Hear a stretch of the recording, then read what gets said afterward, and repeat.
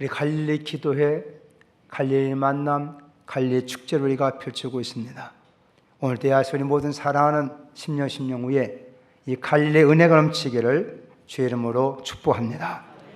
우리 신앙생활은 갈릴리로부터 갈보리에 이르는 우리의 여정인 것입니다. 하나님 우리를 은혜 주시고 우리를 택해 주시고 마침내 갈보리 산상에서 주의 그러한 기도와 마지막 모든 걸 주께 맡기는 그 시간까지 나아가게 될 때 우리에게 주님의 은혜를 통한 부활의 영광이 임할 줄로 믿습니다.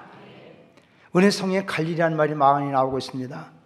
물론 갈릴리 지역이라고는 유다의 지역에 이 갈릴리라고 하는 호수 중심에서 그 같은 명칭이 붙여진 것을 우리가 보게 됩니다. 성경 보면 갈릴리라고 하는 것은 다른 말로도 표현되어 있어요. 혹 게네사렛 또는 디베랴 호수라 그렇게 표현하고 있는 것입니다. 그 이스라엘 나라의 중심부에 어떻게 보면 그 거대한 호수, 남북의 길이가 한 20.7, 8km, 그 다음에 폭이 한 12.56km 되는 이와 같은 거대한 호수를 중심해서 예수님께서 그곳에서 귀한 복음의 사역을 시작하셨기 때문에 우리 모든 성도는 대단히 관심 있는 척이 않을 수가 없는 것입니다. 그런데 이 갈릴리라는 말을 보면 아람어로서 이 말은 둥글다라는 의미가 있는 말이 바로 이 갈릴리라는 말인 것입니다. 또 게네사렛이라고 이렇게 표현하는 것은 겟넷이라는 말에서 유래된 이것은 마치 악기의 하프처럼 생겼다. 약간 둥그렇다는 거지. 마치 갈릴리라는 것처럼 사람 심장 비슷하게 생긴 것이고 이 갈릴리인 것입니다. 디베랴라고 표현하는 것은 당시에 이 지역의 안디파스가 도시를 건설하면서 바로 이렇게 디베랴라고 이름 붙였기 때문에 그 호수를 디베랴 호수라 이렇게 부른다고 역사가들은 말하고 있는 것입니다. 이 갈릴리 은혜가 어떤 은혜인가 하는 것을 함께 생각해 보고자 하는 것인데, 먼저 이 갈릴리는 예수님과 깊은 관계가 있는 지역이라는 것이죠. 예수님이 갈릴리 지역인 나사렛에서 자라신 것을 보게 됩니다. 우리가 예를 들어 대한민국 할 때 경상도 지역, 전라도 지역, 충청도 지역, 경기 지역 이렇게 있는 것처럼 유대인 나라도 이렇게 넓게 여러 지역과 나눠 바로 갈릴리 호수를 중심해서 형성된 지역이 바로 갈릴리 지역인 것이죠. 이 갈릴리 지역 여러 많은 마을들이 있습니다.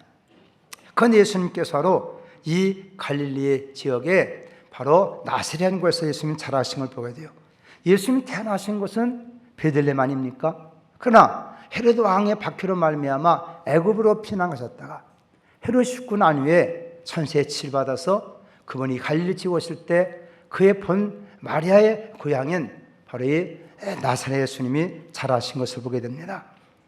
또 이 갈릴리 요단강에서 예수님께서 세례를 받으셨고, 또 이 갈릴리 지역에서 예수님께서 제자들을 택하셨고, 갈릴리 지역에 예수님께서 첫 복음의 사역을 감당하신 것을 보게 됩니다. 오늘 여기 말씀 가운데 보면 특별히 23절 말씀 보면 예수께서 온 갈릴리에 두루 다니사 그들의 해당에서 가르치시며 천국복음을 전파하시며 백성 중에 모든 병과 모든 약한 것들을 고치시니라 말씀하셨습니다. 지금 예수님께서 이 갈릴리 지역의 오해시 같은 귀한 사역을 하셨는데, 먼저 우리가 이 갈릴리 지역 은혜는 어떤 은혜인가를 살펴봐야 되겠는데, 왜 예수님께서 이 지역에서 사셨는가 하는 것입니다. 여러분 한번 옆 사람을 질문해 봅시다. 당신 왜 이곳에 사십니까?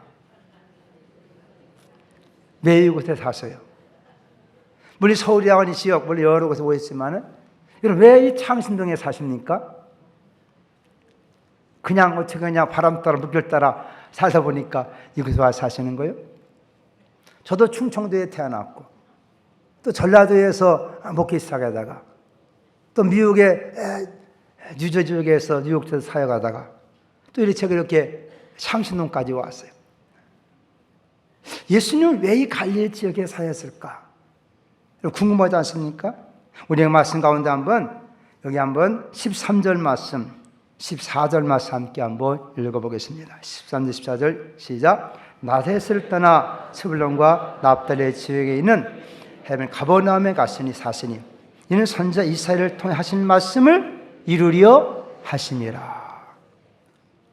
예수님은 뜻없이 그냥 산 것이 아니라, 이 가버나움 지금도 그 베드로가 장이 또는 베드로에 살던 집, 또는 그 갈릴리 호수에 멀지 않은 지역에 가버나움이 지금도 있고, 여기서 한 2세경에 그 예수님께서 아마 해당에 들어가서 그 해당의 흔적터가 남아있다 해가지고 많은 이렇게 성지를 여행하는 사람들이 이곳에 와 보곤 합니다.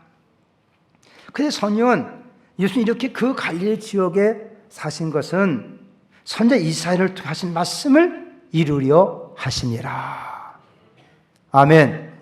예수님의 모든 태어나면서부터 시작해서 그분의 사는 것, 그리고 마지막 십자가에 돌아가시는 것, 부활의 모든까지도 성령님이 하나님께서 예언하신 말씀을 따라서 그 모든 말씀을 이루기 위해서 그랬다라고 말씀하고 있는 것입니다. 오늘도 예수님은 믿음의 사람들이 중요한 것은 우리의 모두 안고 서는 것, 우리의 모든 사는 것 하나님의 인도하심이고 하나님 뜻하신 것을 깨닫기를 바랍니다. 물론 예수님께 사였다, 이것이 하나님의 약속하신 말씀이며 그 모든 예언을 성취하는 것을 우리가 생각해 볼 때 놀라운 하나님의 우리가 깨닫게 되는 것이죠. 그런데 이것이 우리에게 상생의 만원처럼 내 여기 사는 건 운명이야, 팔자야, 상생에만 운명이나 팔자나 어떤 상적인 그런 개념의 어떤 숙명론이 아니라 하나님의 계획 속에서 하나님의 뜻이 이루어지는 하나님의 섭리인 걸 깨닫길 바랍니다. 그럼 운명론과 섭리론이 어떻게 다르냐? 이런 운명이라는 것은 그 결과가 결국은 죽음이라는 개념을 가져오는 것이 운명인 것입니다.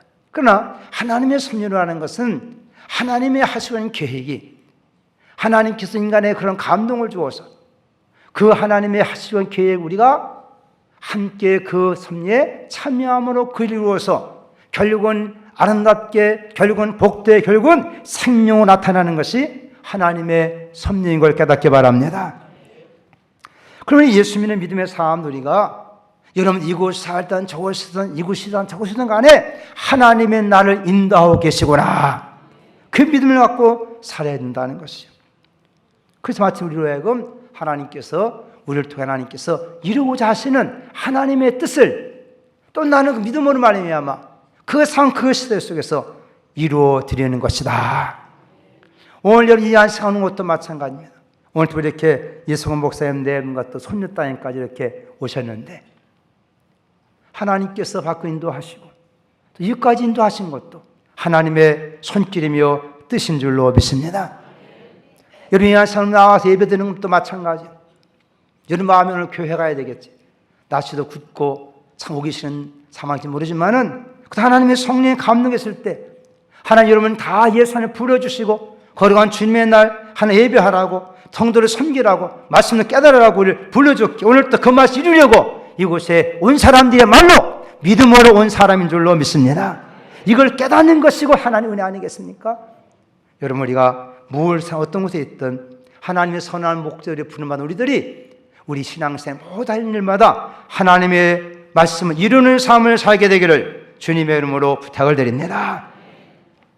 근데 예수님 이곳에 오심을 통해서 이곳에 사심을 통해서 이 지역이 복을 받게 되었다는 것 아니겠습니까? 이 갈릴리 어떤 지역이었습니까? 그리고 예수님 이 땅 오심을 통해서 어떠한 복을 받게 되었습니까? 예수님이 과연 주시고자 이 갈릴리는 과연 무엇이겠습니까? 여러분 예수님이 이 땅에 오심을 통해서 이 절망의 땅, 흑암의 땅, 이 저주의 땅, 사망의 땅이 새로운 생명의 빛을 통하여 하나님신 구원과 희망과 축복이 있는 땅으로 변화된 줄로 믿습니다.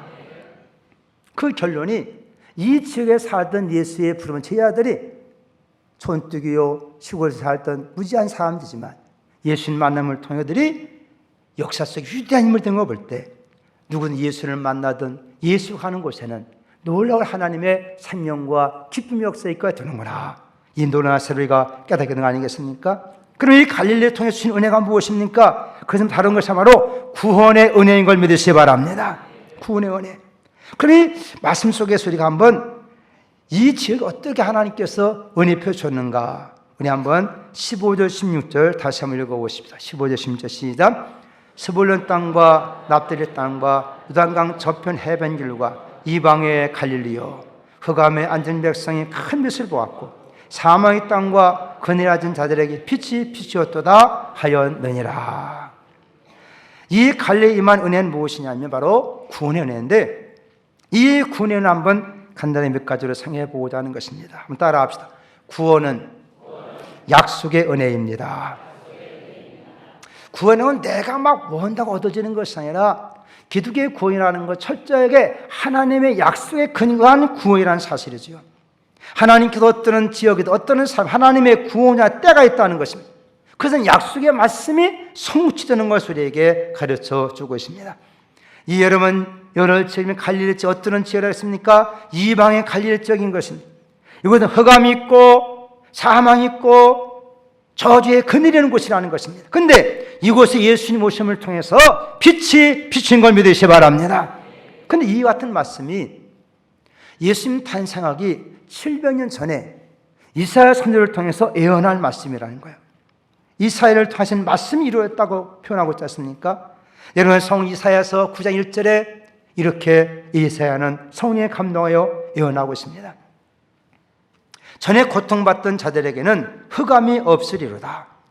옛적에는 여호와께서 스불론 땅과 납달리 땅이 멸시를 당하게 하셨더니 후에는 해변길과 요단 저쪽 이방의 갈릴리를 영화롭게 하셨느니라.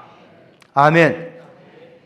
예수가 오시기 전 이 지역은 버려진 땅 같은 곳이라는 것입니다. 그러나 이곳에 빛이 비친다고 예언한 말씀이 700년 후에 예수 이 땅 오심을 통해서 이 놀라운 새롭게 변화되고 희망에 솟구치고 영원하게 되어지는 이런 곳이 되었다라고 우리에게 말씀해 주고 있는 것입니다. 여러분, 예수께서 이곳에서 복음 증거함을 통해서 이 모든 지역이 새롭게 살아나고 변화된 걸 깨닫기를 바랍니다. 여러분, 그렇습니다. 이런 땅도 이와 때 아무런 빛이 없는, 희망이 없는 절대 절망의 땅, 아무런 빛도 없고 사망이 난무하며 저주의 그늘처럼 아무리 인생에 사망하는 곳이 못한 이곳도 예수께서 이곳에 오셔서 복음 전할 때 수많은 사람들이 구원받게 되고 치료받게 되고 많은 하나님의 사람들이 세워지게 된 줄로 믿습니다. 여러분, 창신운동은 어떠합니까?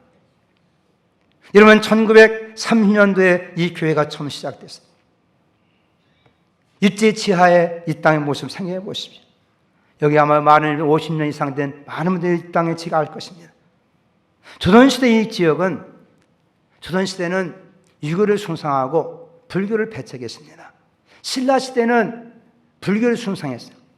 그러나 이 조선시대 들어오면서 유교가 들어오면서 결국은 이 불교를 배척하다 보니까 사대문 안에는 불교가 들어갈 수 없어요. 그게 동대문 밖에 이 지역에 이 불교와 쪽의 민속신앙이 이거 혼합되면서 소위 말하면 무당, 점쟁이, 무속인들이 지역에 많이 거주가 되었다는 것입니다. 제가 10여 년 전 이곳에 왔을 때도 이 골목 이름이 당국에였어요. 당국에. 지금은 창신 5길 이렇게 됐지만 그때 당길로 5길이었어요. 당국에. 나 처음에 당국에 뭔가 다시 알아봤더니 이게 무당들이 살던 동네이기 때문에 당국이라고. 이런 지역에 80년도에 2년 전에 이 교회가 세워졌고 오늘 들이 이석훈 목사님 오셔서 감사한데 여러분 다 증인 아닙니까? 저도 봤을 때 골목주 주변에 많은 점쟁이들이 있었고 무당들이 있었습니다. 작년부로 모두 무당집이 떠난 줄로 믿습니다. 무지한 백성들에게 예수 그리스도의 생명의 복음이 증거되면서 마치 어둠 가운데 빛이 비춰지는 것처럼 이 세계 복음 사역을 통해서 이 하나님 살게 만들어 주었고 사는 변화를 갖게 되었고 사람들은 예수님의 구원받는 놀라운 역사를 하나님께서 이루어 주시게 된 것입니다. 우리의 마음도 마찬가지인 것입니다. 우리 집안도 마찬가지인 것입니다. 우리 속에 절망이 찾아오고 저주가 찾아오고 온갖 세상에 유혹된 마귀의 세력이 먹구름처럼 찾아올지 모르지만 이곳에 예수의 복음이 빛처럼 비치게 될 때 모든 흑암의 세력이 한 줄로 들어왔다. 7줄로 떠날 줄로 믿습니다.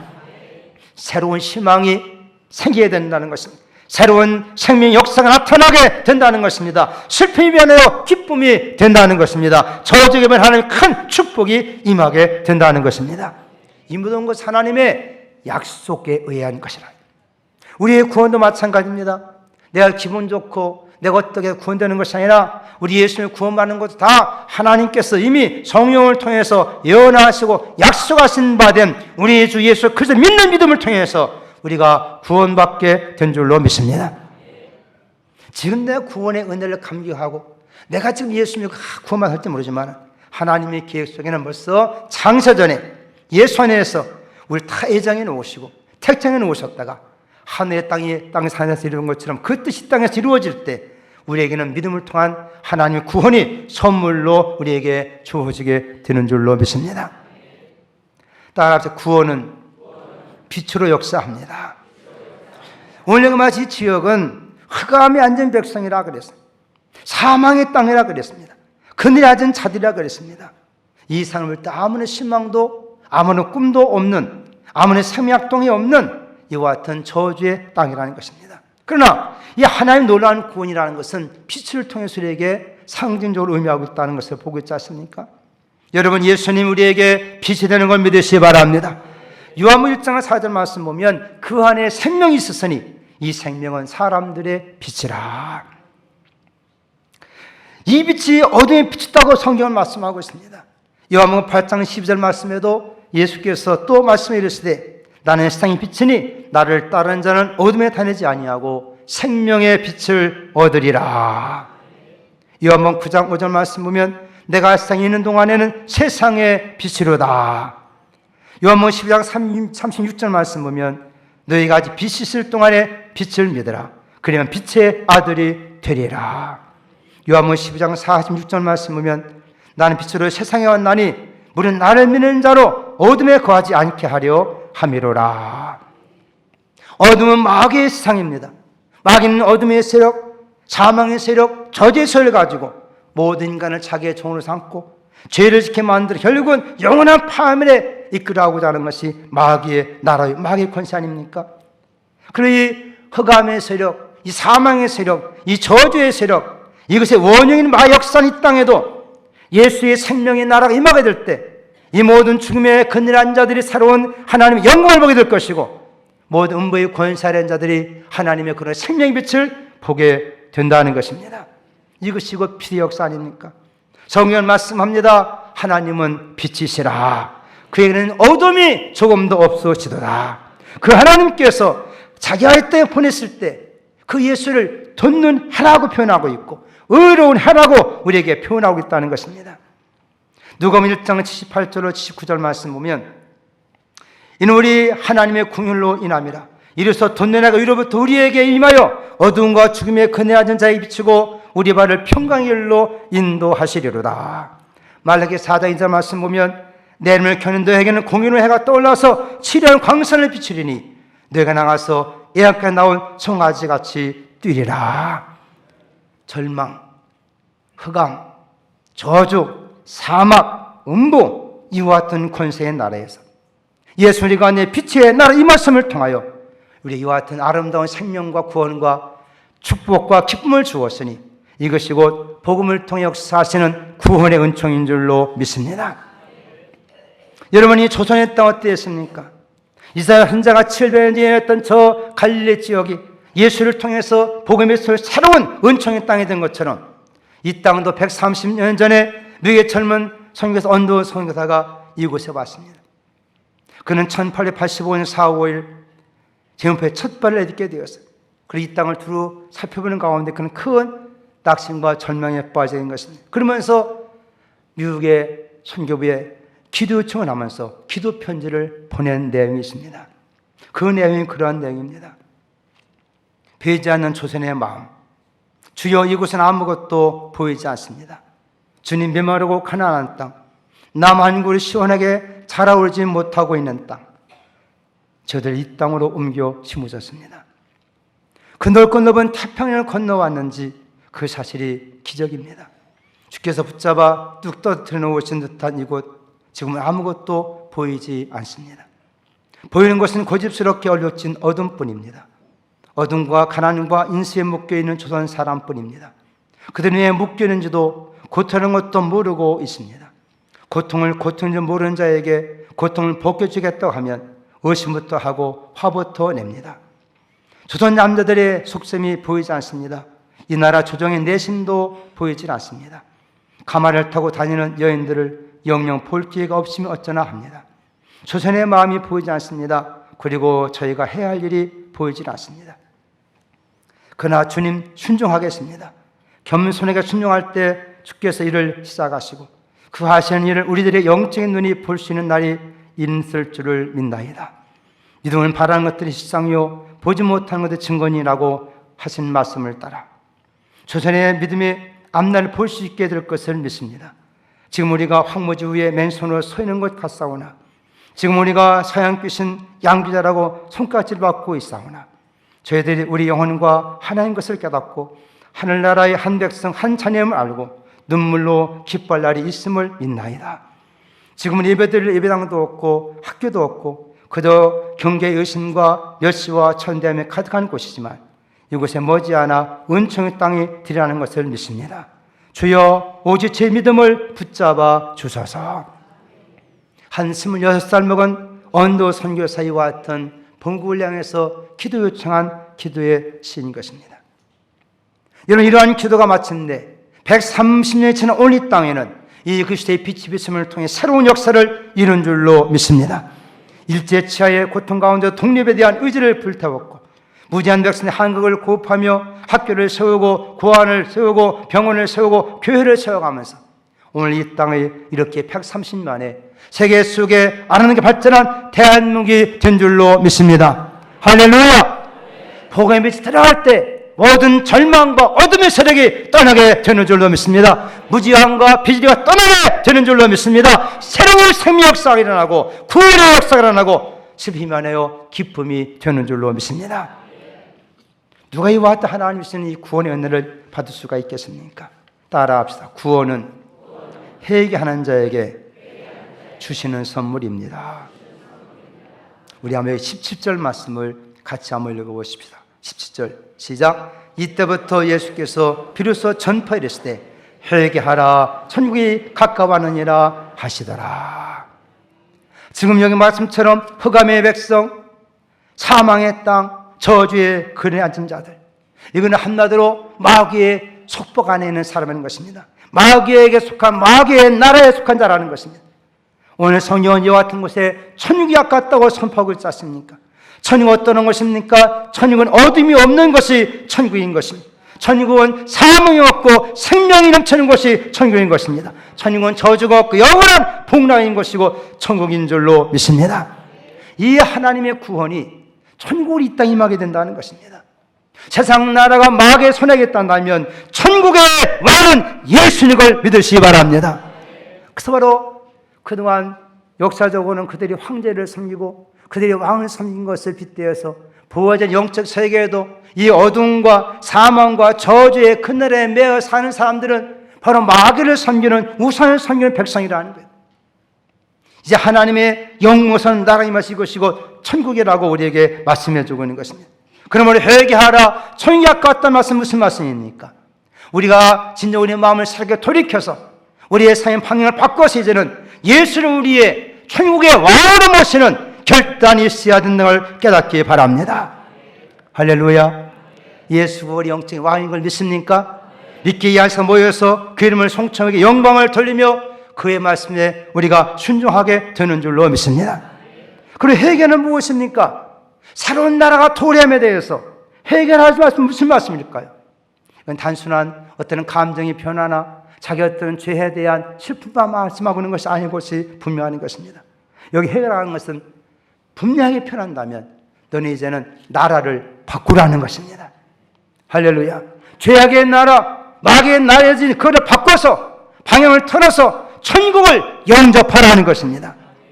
이것이고 바로 귀화하는 것입니다. 저주의 상, 멸망의 상, 이 땅에 살고 있느냐? 너는 이제 새로운 나라, 영광스러운 나라, 저 천국은 귀화하라.